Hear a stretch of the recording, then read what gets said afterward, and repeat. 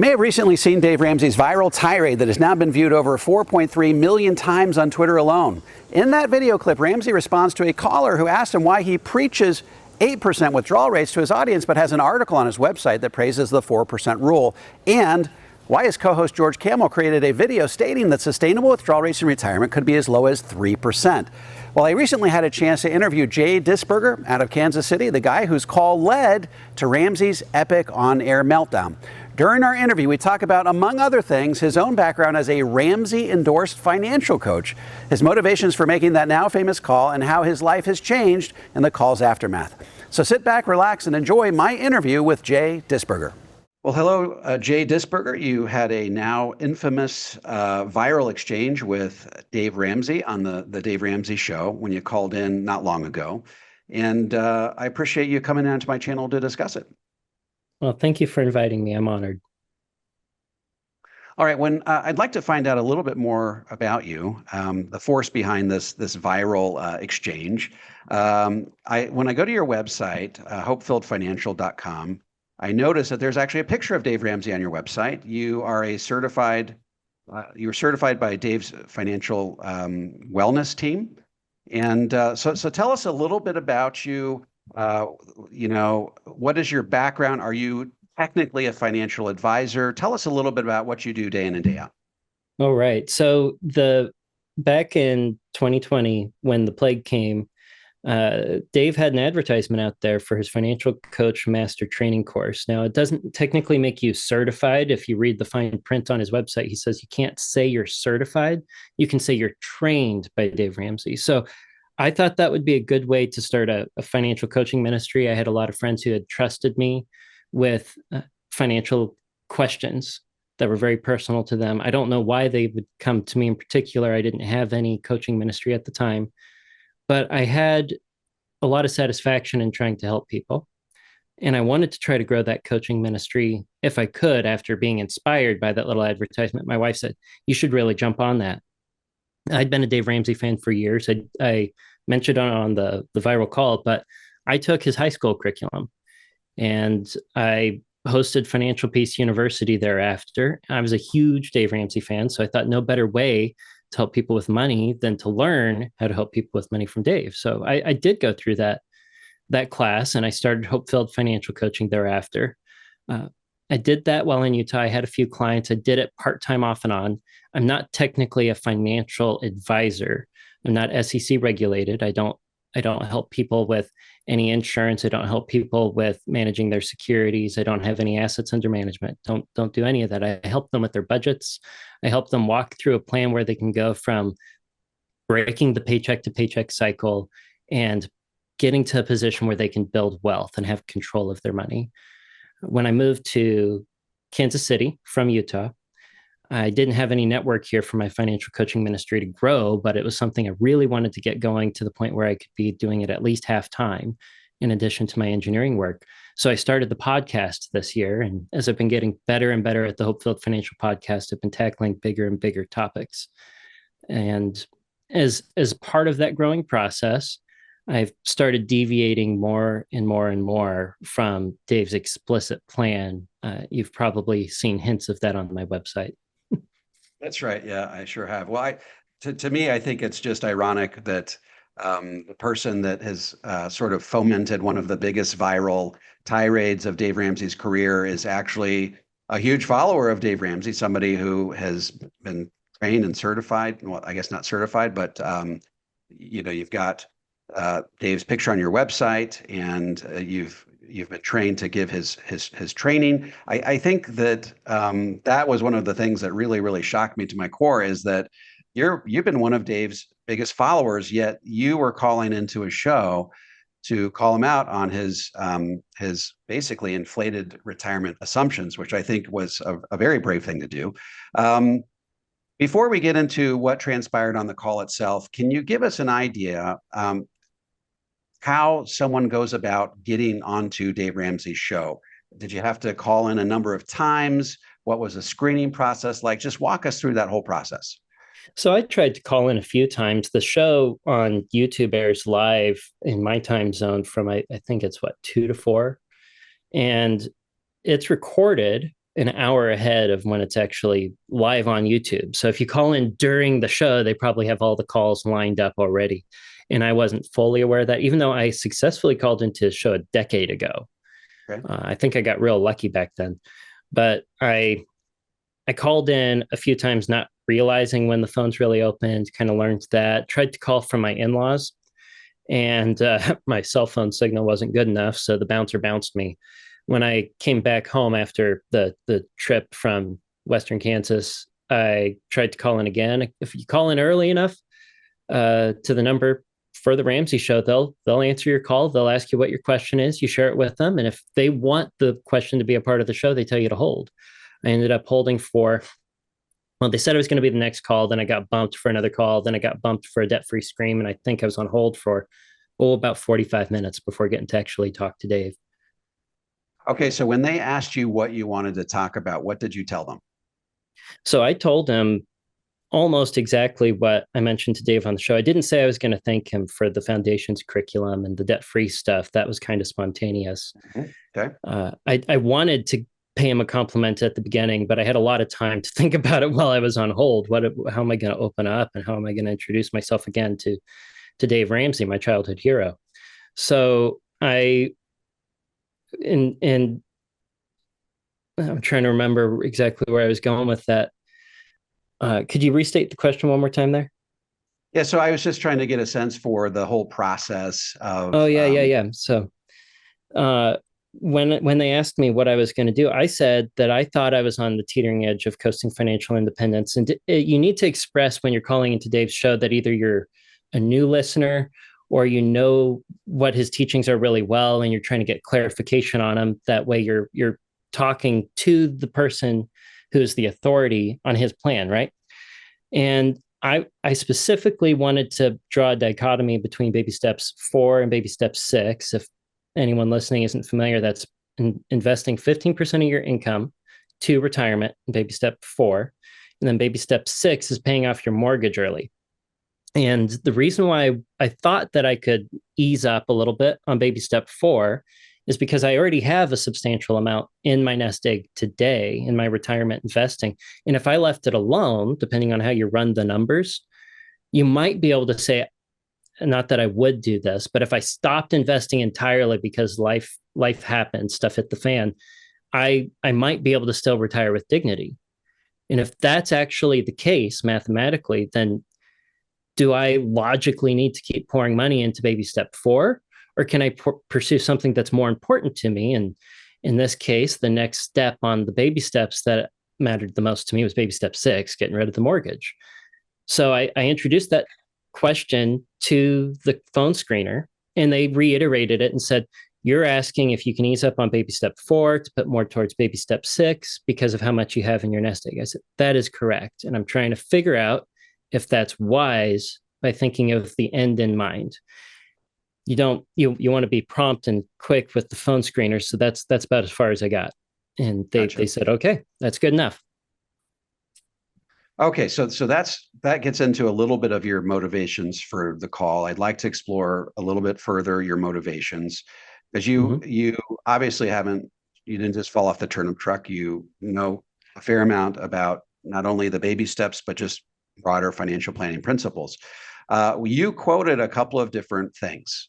You quoted an article. You referenced an article that Dave Ramsey actually had on his website at one point, and I think I don't know if he took it down recently or quite a while ago, but you went to the Wayback Machine and you actually sent this to me. You have evidence of this article. We can post it.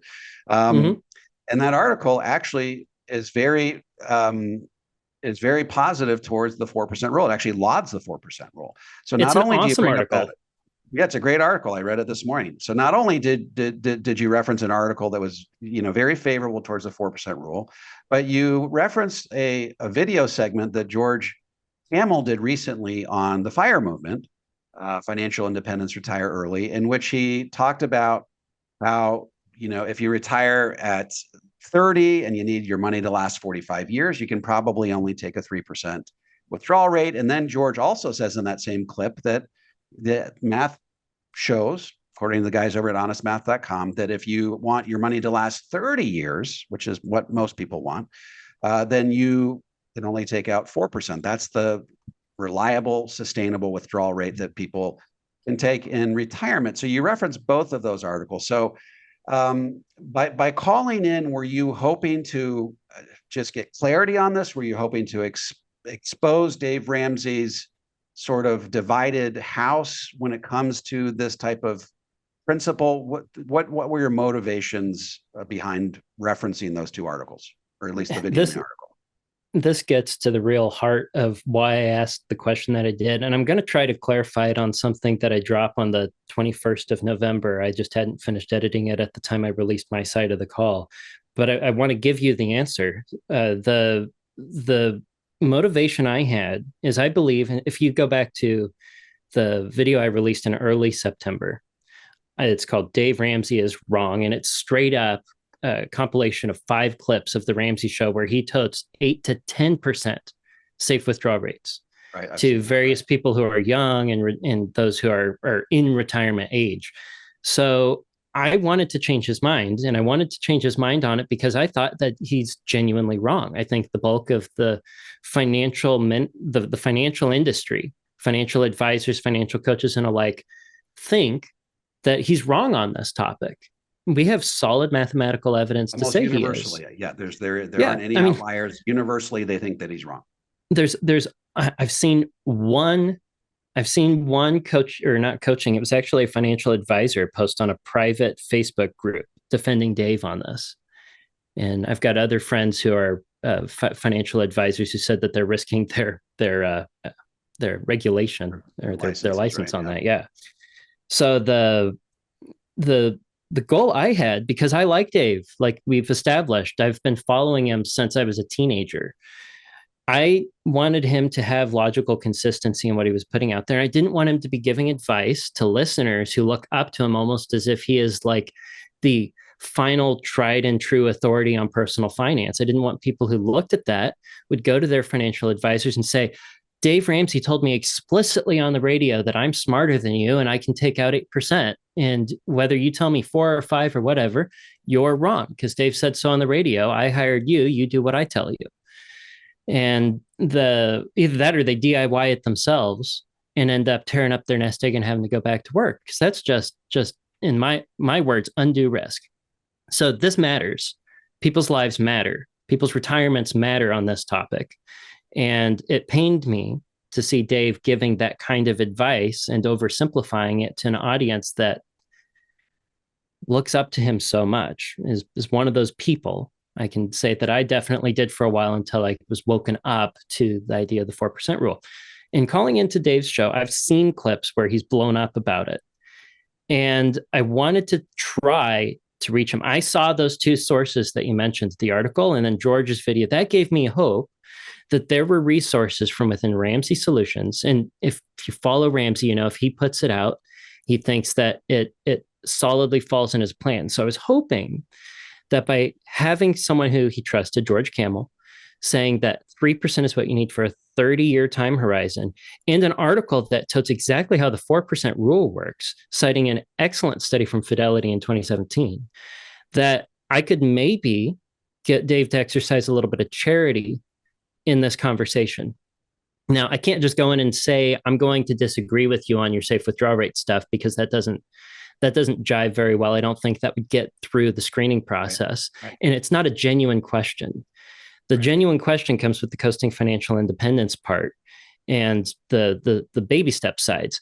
And it puts Dave in a position where he either has to yield on baby step 4 and say that I don't need to go as hard as 15% because I have enough in my nest egg, or he has to yield on the 8%. Because if you say 8% is your safe withdrawal rate, and I ran the numbers to establish coasting financial independence, I'm way beyond there using an 8% withdrawal rate.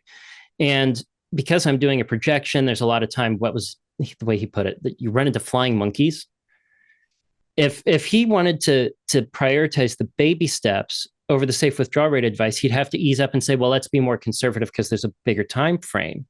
And if you started asking me questions about that, well, maybe I could start easing him into thinking about the safe withdrawal rate stuff where he has the idea, not where I'm telling him, not where I'm being argumentative. I've worked with people who cannot be wrong.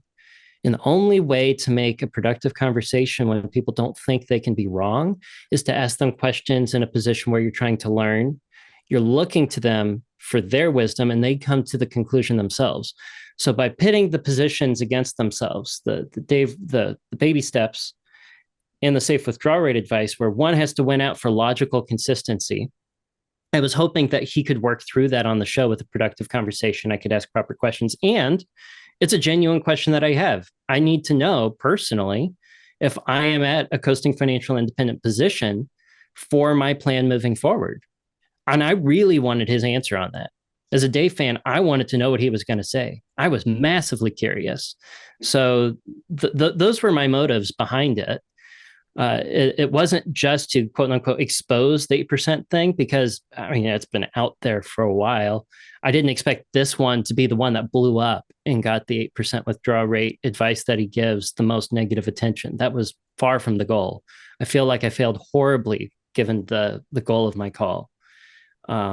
So it sounds like to me you had very genuine, pure motives. You sort of were logistically able to come up with a way of couching the question where you would force Dave to take a stand on sustainable withdrawal rates, one way or the other, by pitting these two competing positions against each other.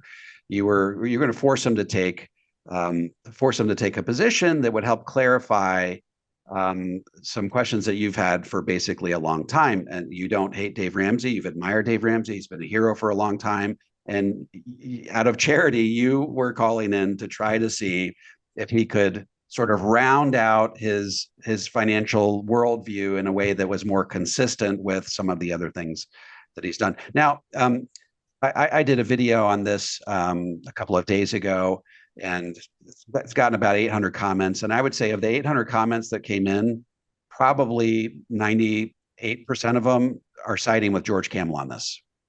So very, very few people are taking Dave's position. And when they do, they say, hey, take 8% starting out. If you have a bad year, back it down to 3 or 4. And that makes sense. Just don't be married to this idea that you can take 8% in perpetuity. Take 8% in the years following an up year in the market, but in the years following a down year in the market, maybe you take a little bit more of a restrained approach. Now, so most people seem to agree with George on this. In fact, Rachel, Dave's daughter, on the show seemed to be disagreeing with him, but every time she tried to get a word in edgewise, Dave would really shut her down because he was in such a tirade over this whole thing. Did you get the sense that Rachel was trying to get a word in edgewise there? Oh, yeah. And it's crazy because when you're on the phone and you're actually listening to it, the audio is kind of degraded. He sounds significantly more angry over the phone live than he is on the video. And hearing Rachel speak up, she was speaking up at moments when I was thinking I was going to speak up, and she asked the exact right question. Why is that stupid though? What about the 4 to 5%? Is that right? And I mean, that blew my mind. I wanted to call him when George was the co-host. Yeah, because George could talk about it then. That would have been amazing. That would have been. I called in the day before. George was the host the day before, and that was one of the days I called in too late, and I didn't get in. And it was, because it's his position that I cited, and I would hope that with George there, Dave would be more charitable. Well, but I was so happy Rachel stood up and tried to defend George's position. I mean, she's good friends with George. Right. She is. They've got the podcast together, right? Right. And I think she was asking the right questions. I don't know if she thinks her father's wrong on this or not. I didn't get the sense that she stood behind the idea of conservative safe withdrawal rates over Dave's 8%. I think she was trying to guide him with the right questions, kind of the same way that I would have in asking questions. Why is that stupid? Yeah, you don't want to call out the big guy in front of millions of listeners and make him look bad. I mean, that's counterproductive. No. But if there's a way that you can guide him towards maybe making a concession, that the 8 or 10% withdrawal rate isn't a hard and fast rule, that maybe there are some situations where a 4 or 5% is more realistic. I think, she was sort of trying to guide him in that direction, but it seemed like she got shut down at every turn. So, Exactly.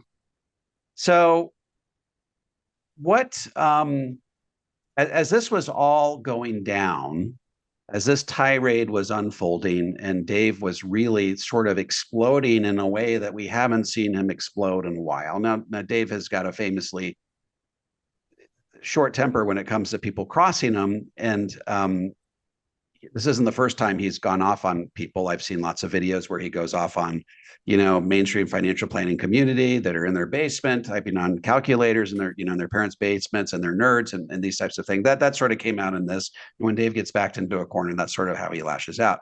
But what were you thinking as all of this was unfolding? Were you thinking, oh man, what have my actions wrought? Or were you thinking, man, this is not the desired outcome I was hoping for? So what was sort of going on in your brain at the time? Well, I find the insults that he throws amusing. If you watch my reaction to it, I'm smiling at some of them because they're just downright Because you did videotape yourself as you were making the call. I did. I was sitting here at the desk. I knew I wanted to, if I were successful with the conversation, be able to share it with people. And, what better way to have a good quality product to share with people than having a nice recording of your side of the audio when your phone sucks, right? And the video was just because I was sitting here, and it's like, maybe I could do it and avoid copyright problems under fair use by having my genuine reaction live with it and alongside it. But after he blew up, I mean, the moment he said, I don't know what the George is doing, right? I was like, crap, I played my cards wrong. I toasted this. And I heard the rant go on. I didn't think that it was going to explode at that point the way it did on the internet, because I've heard him blow up about this before in very similar ways. And I've heard him get snippy about quote unquote financial goobers living in their mother's basements. My favorite line from the last couple of months was certified financial Pharisees, or certified financial Pharisee types. It starts with a P, right? Yeah. Yeah. And I watched the show on YouTube after, and I watched the comments. The thing I noticed was a lot of people were saying, rest in peace, George. Bye, George. George is fired. George is canned. I feel bad for George. How would you like your boss to throw you under the bus the way that George just got thrown? This was irresponsible. Dave handled this call very poorly, stuff like that. And I felt bad because I love George's video. George did a great job. Now, honestmath.com citation, I'll say, yeah. And it's a very conservative study that he had from Honest Math, even going as far as supporting the 3%. And it wasn't that it was just for fire for 45. I mean, he straight up says 30-year time horizon in the video and circles that on the graph. And there's no reason I can't extend that to any other position. I know one person called him out, one of the commenters on his video, and said, oh, you said 4% or you said 3%. Dave's going to throw you under the bus and run you over. And I think George responded and said, I think you need to rewatch the video. That's all the feedback we've gotten from George on it. Other than on the show, he's not quite seemed himself this past week. Dave hasn't been on his show since this phone call. I've been waiting to see what happens when he's back on the show. That's really, really interesting. And one of the reasons why it went viral is an acquaintance of mine, Marvin Bontrager, he's a PhD. He actually went to the full length recording of the show, found the 9-minute segment, and retweeted that on his Twitter account, his X account. And that got reviewed, something on the order of 4.5 million times. And so this is the world in which we live. You say something that flies in the face of reason, and somebody's going to go out and they're going to clip it and they're going to post it, and it's going to have legs if it's polarizing enough. It was his tweet that made me realize that I had just started a storm. That's when it kind of hit me that this was more than just a typical Dave Ramsey rant, that something had just really gone off the rails. And I talked to another individual who's reached out and wanted to discuss, what were you thinking with the call? And they made me aware that Dave blocks like everybody on Twitter who disagrees with him. Right. So there was like a wall between him and everyone else on X or Twitter, whatever we want to call it these days, right? And that retweet of the clip fell on the side that no one sees of Dave Ramsey's material. And so X just became a breeding ground for this to explode. I had no clue about that. But I didn't like the negativity that comes out of it, but I'm glad that the word's getting out. I'll mention someone else who's a good influencer on YouTube. That would be the Money Guys, Brian Preston and the Money Guys, right? Yep. They retweeted my response saying that I was the caller. I actually jumped on Twitter because of this. I didn't have an X account, a Twitter account prior. But when I saw it exploding, I'm like, I got to see what people are saying about this so I can be aware. I started an account, and then I was like, oh, this was not the goal. This wasn't the thing. The Money Guys said that their goal is to help change Dave's mind too. And they have a direct connection with Dave. So hey, if that works out, then my mission is successful in the end, regardless of the negative parts of the blowing up. So it's sort of like the front door was locked, but you went through the back door. Right.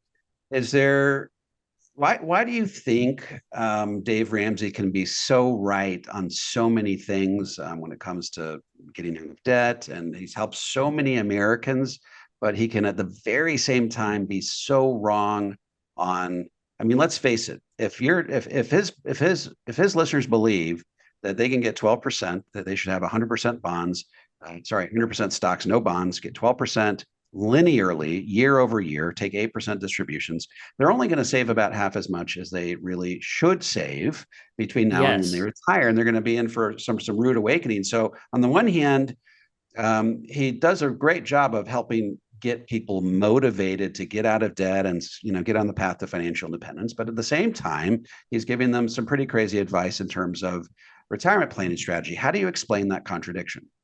I don't know. It's one of the questions that boggles my mind. He is one of the most allergic personalities out there when it comes to risk in debt. I don't think there's a single person out there who's more outspoken about get out of debt than Dave. Right. And his whole point is for risk and behavior around personal finance.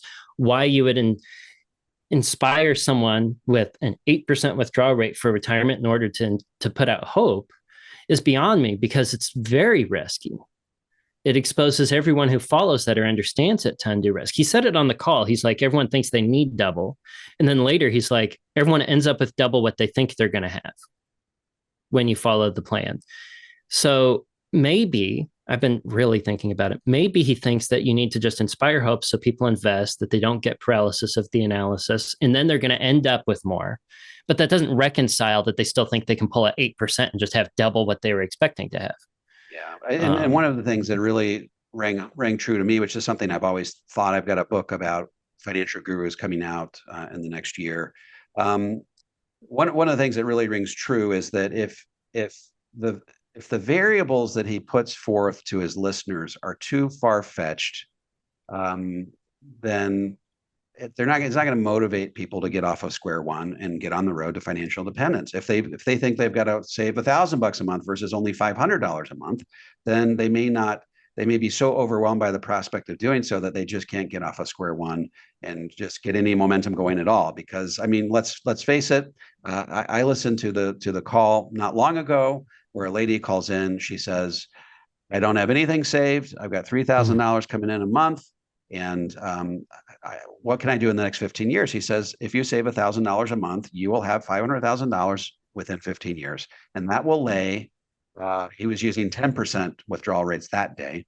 It says that will lay 50,000 golden eggs January 1st of every year. So he's got these linear rates of return. It's going to happen year over year over year.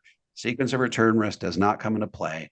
And so people get this outsized expectation of what they really need to save. When you actually run the numbers and say, okay, 15 years, you go backwards in time, 15 years, the S&P only did 9%. You go forward 9%. That's going to give her 386,000. If she can no longer take 10, but she can actually take 4%, that turns out to be about $15,000 per year. So there's a difference between $50,000 per year of what she can take based on what Dave's telling her, and start 50 versus 15 if she abides by, standard academia, documented, you know, withdrawal rate assumptions that are much more reasonable. So yeah, it's an interesting contradiction that he's so strong on one area of his game, but he's so weak on the other. Well, and you made me think of this. He gets the base concept right in a lot of calls where he says you want to have a nest egg that's a golden goose that lays the golden eggs and you don't want to kill the golden goose. That's right. Everything about that statement is right. That is the concept. Then the way you go about trying to solve that problem is oversimplified to the point that it's dangerous. Right. And I know there's another example where he gets the concept right with it and then follows through. It's baby step one. Baby step one, save $1,000. He says it's for a quick win so that you can show that there's hope.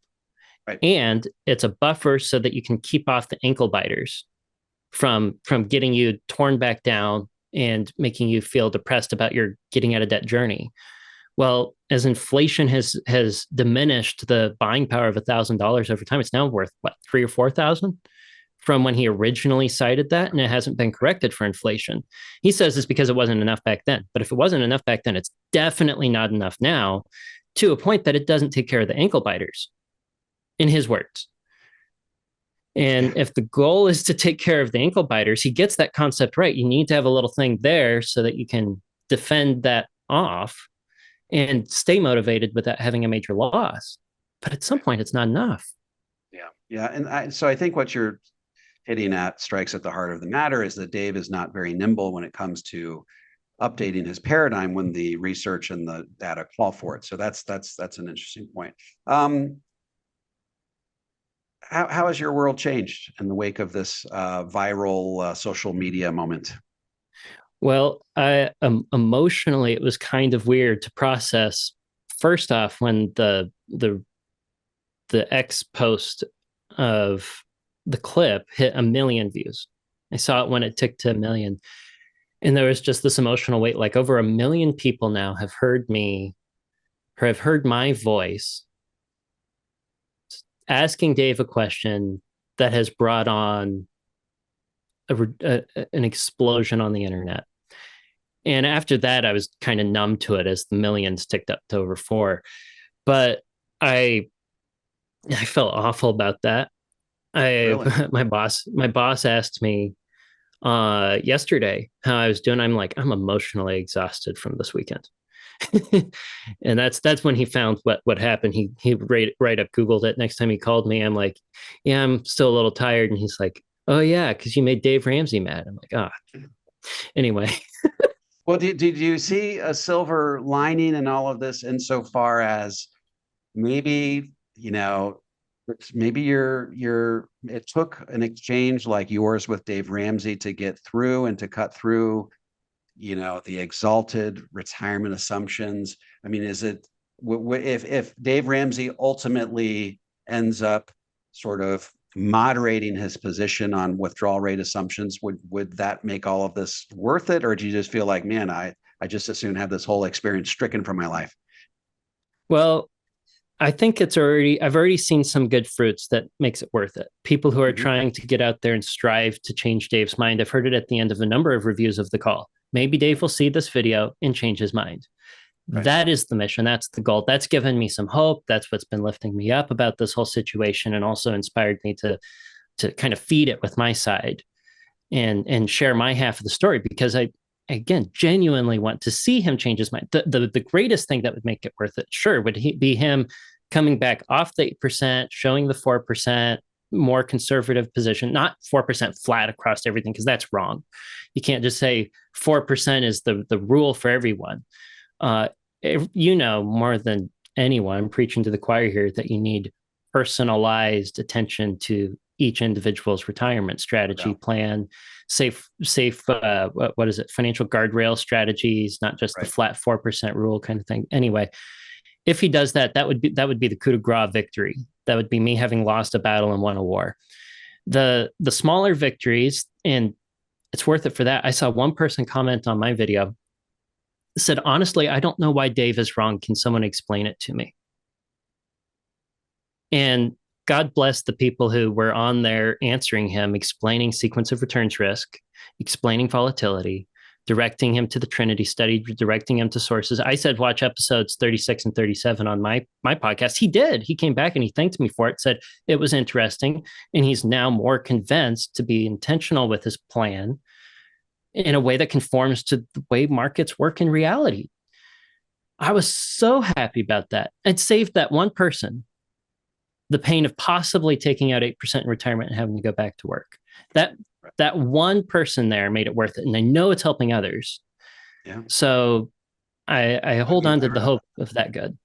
I recently read a post where a guy said, my mom followed the 8% withdrawal advice and she ran out of money. Right. So, I mean, this, it's real world impact, real world implications. It's not just that Dave is all rainbows and unicorns when it comes to withdrawal rates. It's just when people implement the strategy, there are real world implications for their lives, namely that they're going to have to eke out an existence subsisting on Social Security alone for a substantial portion of their retirement. So I understand your motivation behind wanting to call in. So if you had a chance, sorry, go ahead. Well, I want to mention the financial coach master training thing. I took it back when Chris Hogan was still on there. Talk about another storm that hit the Ramsey Solutions.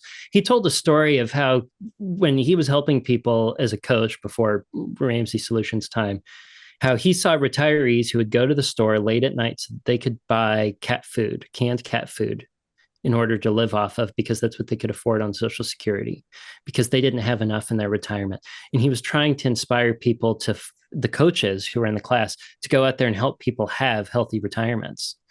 It is disparaging to think about just living on a Social Security that may not be enough and probably won't be enough in the future. Right. And yeah, I know that Ramsey Solutions has the right mind about it and the goal there. They're just going about it in a way that's dangerous and failing. Right. No, and I appreciate the motivation that drove you to want to call in.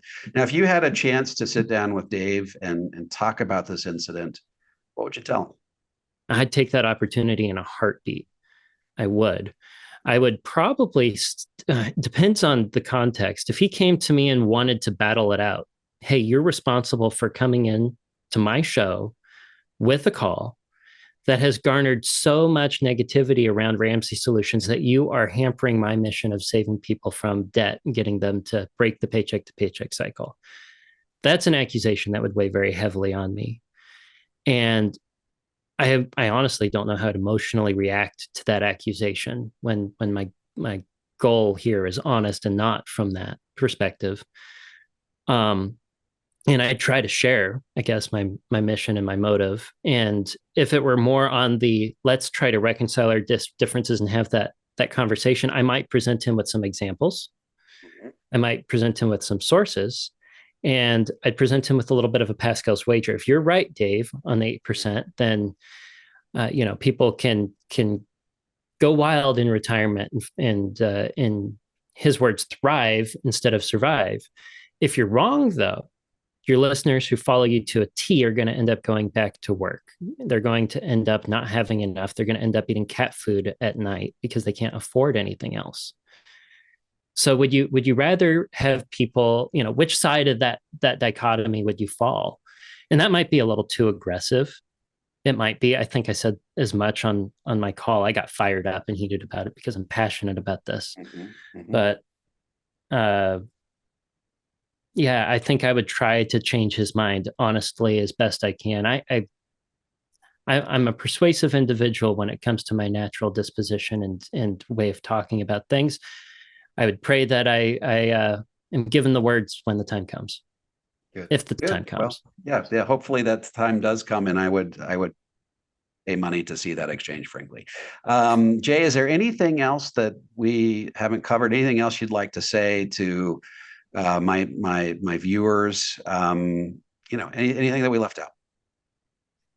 Not on this topic, but there is something that I want to say that I think could be really encouraging if your listeners haven't heard about it. I really appreciate the philosophy that you have on your channel for your listeners, the power of zero, making sure that your tax exposure in retirement is properly managed to minimize what you have. You're a huge proponent of Roth, for example, right? Right. And I've seen your material on that. I am of a very similar mind on that front. I have a 401k, and I wanted to bring this up in the call. This is why it's relevant. If Dave wasn't willing to yield on the 15%, I could bring up that I would still do 6%. That's what I do now. But I have an unusual match. It's 200% of 6%. Oh. I think that's completely unheard of, but it's the dang truth. I've never heard of it. Yeah. So the problem that puts me in, it's a Roth 401k. My contributions are Roth, but the match outweighs the Roth in traditional, right? Increasing my tax exposure. I took that to my employer and I said, I would like to either pull the traditional funds out, move it into a Roth with a rollover, and take on the tax burden today so I can minimize my RMD risk right now that's going to exceed a safe withdrawal rate later. Or I'd like to maybe see if you, the 401k provider, my employer, can allow me to roll over traditional monies internally to Roth monies each year and take on that tax burden. It took 6 months and they implemented that program. So if you have listeners who are in a similar situation where they have a 401k, they want it to be more Roth, and it's a Roth 401k, it just takes a little bit of asking maybe to be able to expose you to that kind of plan. And I think that's something that I haven't talked about on my channel yet. It's something I plan to. But I think that falls right into your listener base's hands as something that they would, eat up. So. Yeah, absolutely. And as time goes on, more and more company plans are offering the Roth. And you know what? The reason why they offer it is because somebody went to resource and said, why don't we offer this Roth IRA? Why don't we offer the ability to do an internal Roth conversion? These things don't happen unless people on the front lines in a sort of grassroots sort of a way can address it. Right. Well, Jay, you've been very generous with your time. If people want to get a hold of you and ask you any further questions, what's the best way for them to do so? The best way is going to go to hopefeldfinancial.com. There's I believe you found it. There's a little form on the bottom of the website that says, ask me a question. You can send me that. That goes straight to my email. I answer every single one of them. That isn't a spam thing from a robot. That's probably the number one way to get a hold of me. And the other would be to follow the Hope-Filled Financial podcast. I'm sure I'm going to have ways that you can interact with what I'm putting out into the world there. And that's available. I thought it was very interesting to watch you as you the video of you as you interacted with Dave live. I would encourage people to go take a look at that because you can see the expression on your face as all of this starts to go down. I think it's very, very interesting. So, well, good. Jay Disberger, I really appreciate you taking time, especially given all of the chaos that's swirling around you, your life. I congratulate you for having the courage to call into Dave Ramsey's show and say what you did. And I share in your hope that a lot of good will ultimately come out of this. So, Jay, thank you very much for being on the show. Thank you so much. Thank you. I'm honored. Okay, that was my interview with Dave Ramsey caller Jay Disberger. If you would like some help implementing a balanced, comprehensive approach to retirement plan that shields you from longevity risk and tax rate risk, head on over to davemcknight.com and click on the Connect with an Advisor button. I'm happy to refer you to an advisor in the Power Zero network that has been trained, vetted, and qualified personally by me. If you're a financial professional and want to learn how to become a certified Power of Zero advisor, head on over to powerzero.com and opt into my free video series. And if you have any comments or questions, feel free to drop them into the comment section below. I'll respond to every single one of them personally. And don't forget to click like, subscribe, and the bell so you never miss a video. This is David McKnight. I look forward to seeing you on the next video.